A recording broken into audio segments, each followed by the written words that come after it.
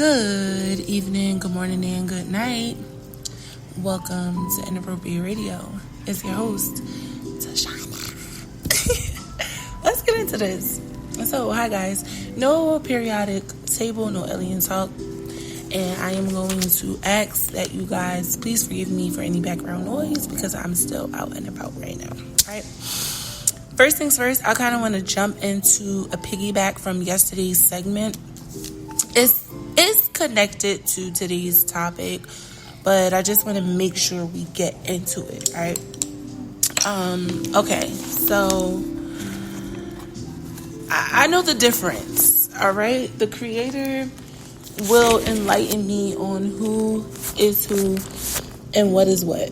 I know people who don't like me and they are just, trying to come up off, whatever they can come up off of. There are actually some people who were my friends who had witchcraft and certain actual spells put on them. Now, these were my core folks, right? These spells could have come from their own families because they have their own, different warfare going on and different things that they are being attacked through. And then there's spells that were put on them by people who are around me, or sometimes the Creator will just use certain things to keep them from coming around me for their own protection, right? There were people who were actually manipulated into coming against me, right? This is not the people who just took a bribe or even got punked into taking the bribe. Like I said yesterday, if you don't do this, I'm going to do X, Y, and Z. Not even that, actual manipulation. Now there's a difference, right? All of this was assuming to stop us from building certain relationships, whether it be for good or a bad reason, right? But this is all manipulation, right? It's witchcraft. If it's manipulation being done deliberately, it's some form of witchcraft, even though it's a little more subtle. Obviously, a lie is not as bad as a ritual, but if a lie can delay you in your purpose or lead to God's plan being finagled in some kind of way, then there is a problem, okay? That's heavy witchcraft. Some may think a lie isn't bad, right? It's not a big deal. But being a liar or lying on someone, especially to stop their progress for your own personal benefit, it's revealing the presence of a lying spirit, right? And this is kind of where we got into the segment for today. This lying spirit binds you to this dimension. There are several spirits that are used to attack, but some spirits can bind you to certain dimensions and certain timelines. The lion spirit may not be as heavy as, let's say, a Jezebel spirit, right? The Jezebel spirit can bind you in all of the dimensions. This physical plane that we're currently in, the heavens, more than one of the heavens, the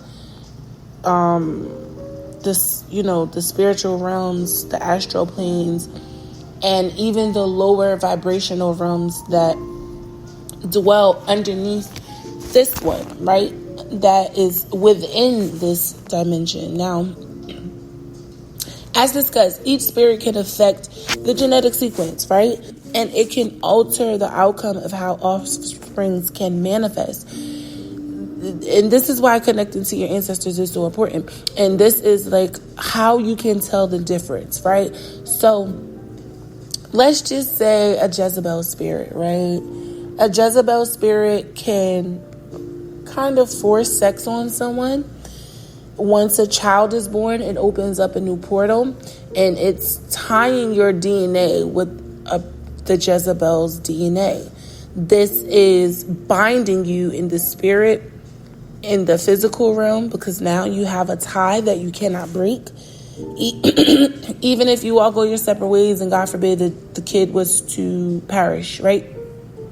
The tie itself has been made. Yes, the portal can be closed at the moment that the offspring is deceased. However, the tie has been made, right? And once a child is born, it opens up a lot of different types of portals in the realms, not just one or two types, right? And if it's a Jezebel, this is obviously powering up the demonic realms, allowing the demonic realms to get a little more energy from being able to procreate, right? So that's just one example. I'll give you another. The spirit of glutton, the spirit of gluttony, right? This spirit is a spirit that loves to eat, loves to consume food mainly in enormous amounts, so much so that it becomes overbearing to the genetic sequence. If you are eating too much sweets, what can happen? You can become sick.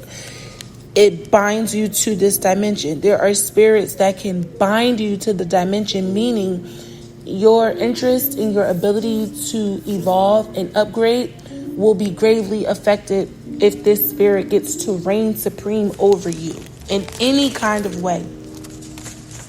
What makes this that much more important is because if we find ourselves in situations that we can see that these spirits are being presented to us, if we don't do anything to prevent it, then it will just pile on and roll over and trickle down to the next generation. Now, this is why connecting with the ancestors is so important, because the closeness allows you to see the spirits that they had to fight, even if you never physically met them, or if you haven't really had the opportunity to build with them in this dimension.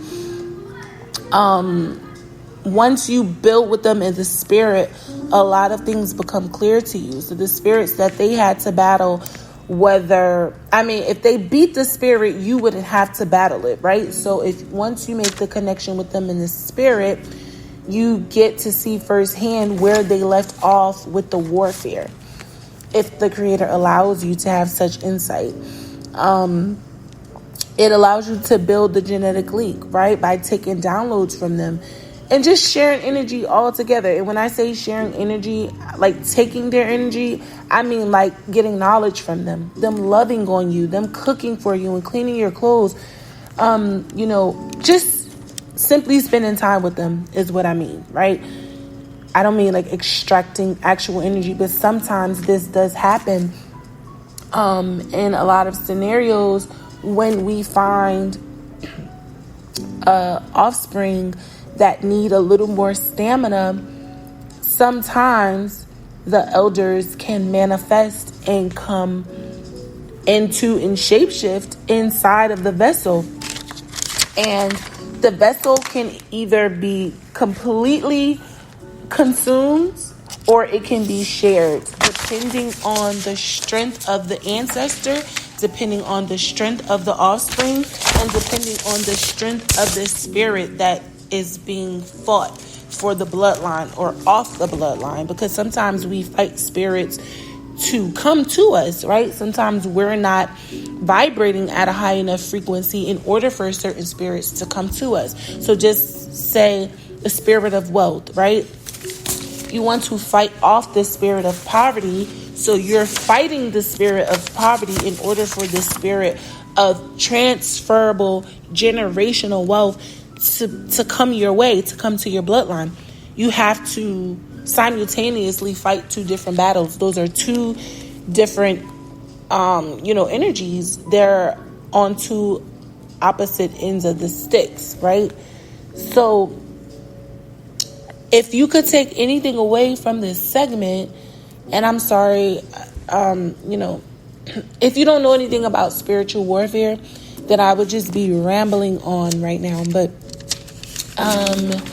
if you've listened to any of my segments, or if you just know anything at all about spiritual warfare, I'll give you another spirit, the spirit of addiction.